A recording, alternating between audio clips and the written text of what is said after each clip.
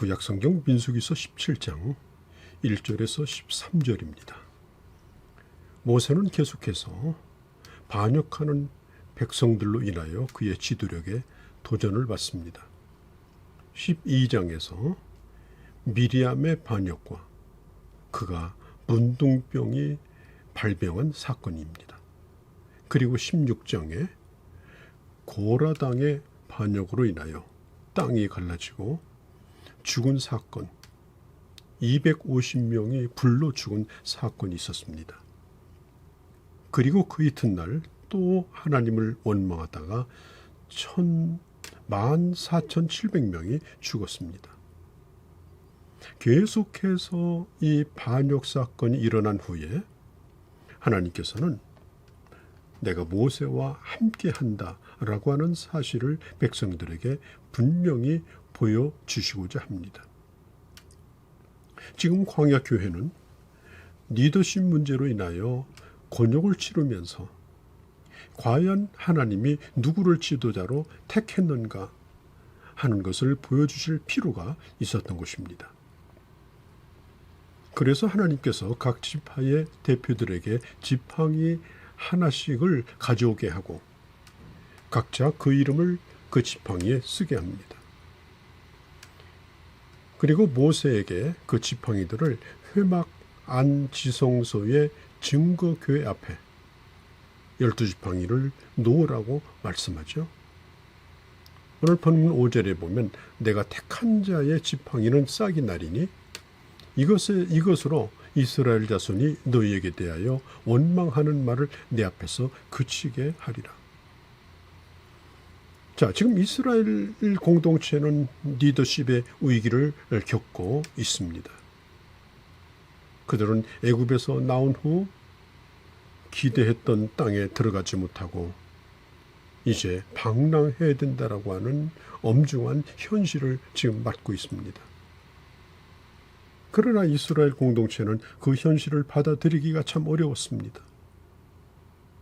이것은 하나님의 결정이었음에도 불구하고 그 원망은 지도자인 모세와 아론의 탓으로 돌아옵니다. 이런 현실 속에서 지도자의 책임을 감당하는 것은 대단히 힘들 수 있습니다. 여러분, 현실이 어려울 때 누군가를 원망할 사람을 찾고 원망하면 적어도 그것은 내 책임이 아니다, 그런 생각이 들 수 있겠고 또 뭔가 응어리진 것이 풀린다, 그런 느낌도 받을 수 있습니다.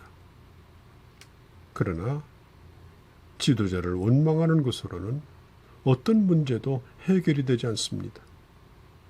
결코 그 어려움에서 벗어날 수가 없습니다. 하나님의 뜻은 어려울 때 누군가를 원망하는 것이 아니라 힘을 합하여 그 어려움을 극복하는 것입니다. 하나님은 이스라엘 백성이 그렇게 되기를 원하셨습니다.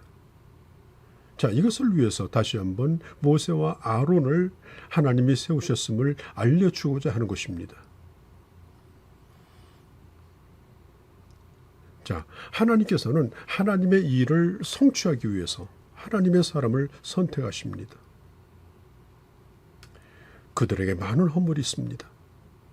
아브라함으로부터 시작하여 성경에 나타난 믿음의 사람들, 위인들, 위대한 영웅들, 그들 가운데 완전한 사람이 어디 있습니까? 허물이 없는 사람이 어디 있습니까? 심지어 사람을 죽이고 또 간음을 저질렀던 그런 사람들도 있었습니다. 매우 비겁한 사람들도 있었습니다. 때로는 하나님을 부인하려고 하는 그런 극단적인 시험 가운데 놓인 적도 있었습니다. 그러함에도 불구하고 하나님은 100% 완전한 사람이 아니라 그런 허물이 있는 사람들을 선택하여 그럴지라도 하나님께서 그들을 쓰신다라고 하는 것을 보여주고자 하시는 것입니다. 그래서 눈앞에 보이는 몇 가지 허물을 가지고 하나님의 보냄을 받아서 하나님의 일을 하고 있는 사람의 권위를 인정하지 않는다면 그는 아무 일도 할 수가 없습니다. 그래서 하나님은 때때로 하나님이 그와 함께 하심을 보여주고 증거하고자 하는 것입니다.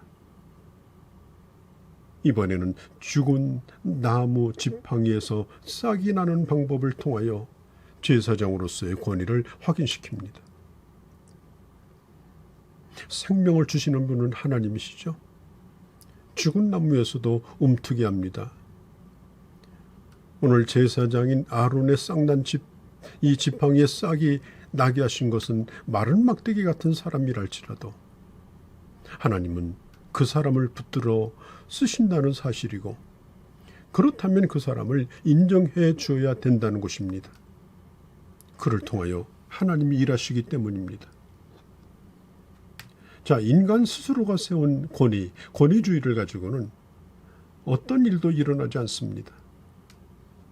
자, 지난번에 16장 47절 이후에 그 고라의 반역 사건에서도 이 모세는 죽은 자와 산 자 사이에 서 있었다고 말하죠. 이 전염병이 멈춘 것은 사람과 사람 사이에 그 사이에서 직무자 역할을 감당했던 이 모세를 하나님이 기억하심으로 그 백성들을 향한 큰 진노를 푸신 겁니다. 자, 하나님이 택한 자의 지팡이에 싹이 나면 이제는 원망의 말을 그치라고 5절에 말하죠. 자, 그 다음 날 회막 안에 들어가 보니 12지팡이 가운데 아론의 이름이 적힌 지팡이만 싹이 나서 꽃이 피어 있었고 이미 열매가 맺혀 있었습니다. 그 나무는 살구나무라고 하죠. 이 살구나무는 사실은 아몬드 나무를 뜻합니다. 요즘 우리가 많이 먹는 견과류 가운데 아몬드가 바로 이 나무 열매입니다. 이 아몬드 나무의 꽃은 마치 이 벚꽃과 비슷한 아주 흰 아름다운 흰색이고, 또 그 열매는 매실이나 풋복숭아처럼 생겼지만 이게 완전히 익게 되면 이 껍질이 갈라져서 뒤로 젖혀지고 그리고 씨만 남게 되는데, 그 씨가 바로 이 아몬드인 것입니다. 자, 이 아몬드에 싹이 나고 꽃이 피고 열매가 맺는 데는 시간이 필요하죠. 그런데 하룻밤 만에, 그것도 살아있는 가지가 아니라 죽은 가지, 죽은 막대기에서 하룻밤 만에 이런 일이 일어났다는 것은 참으로 놀라운 일입니다. 하나님의 절대주권 속에서 연약한 인간을 선택하여 하나님은 오늘 또 생명을 살리는, 생명을 지켜주는 일을 하게 하신다는 사실을 명백하게 증명하여 주셨습니다. 우리가 18장에서 보겠습니다마는 이스라엘 백성은 이 아론과 레위 지파를 하나님께서 세우신 제사장이요, 또 거룩한 지파라고 하는 것을 이제 인정을 하게 되고, 첫 열매와 11조를 드림으로 레위, 그 다음에 제사장 지파를 후원하는 책임을 이제 감당하게 되어집니다. 여러분, 레위 지파가 없다면 무슨 수로 하나님 앞에 가까이 갈 수 있겠습니까? 이들 때문에 우리의 죄를 속하는 그 예배의 자리에 우리가 들어갈 수 있는 것입니다. 자, 하나님께서는 진정으로 하나님을 사랑하는 사람, 또 하나님께 순종하는 사람은 하나님이 그의 핏값을 통해서 세우신 교회의 질서를 존중하고, 그리고 그 지도자에게 순종하는 태도를 통하여 그의 신앙을 보여주기를 원하시는 것입니다. 아론과 모세의 권위에 반역하는 자들이 나타날 때 이 모세와 아론은 자신들의 권위를 증명하기 위해서 어떤 기적도, 어떤 일도, 또 어떤 변명도 하지 않았습니다. 이 고라의 이 반역에 앞장섰던 이 지도자들을 죽이신 분이 하나님이십니다. 그리고 모세와 아론의 권위를 스스로가 높인 것이 아니라 하나님께서 그들의 권위를 높여주셨고 증명해 주신 것입니다. 하나님은 아론의 쌍난 지팡이를 보관해서 아론의 제사장 직분에 대한 원망을 끝내라고 10절 11절에 말씀하죠. 하나님은 하나님이 세운 자에 대한 원망은 결국은 하나님께 대한 원망으로 받아들이시고 이걸 심각하게 여기십니다.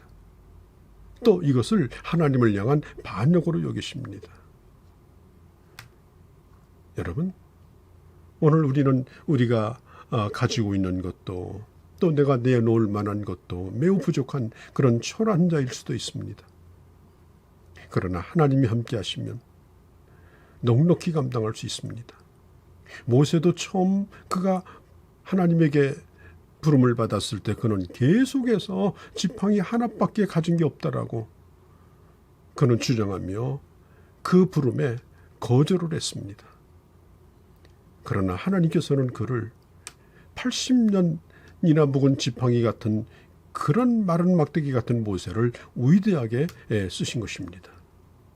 사랑하는 성도 여러분, 하나님이 교회 세우신 권위를 인정할 뿐 아니라 또 나를 쓰시는 하나님의 능력에 붙들림 바 되어서 교회 일원으로서 좋은 동역자로서 주의 뜻을 함께 이뤄나가는 주의 종들이 되어주시기를 바랍니다.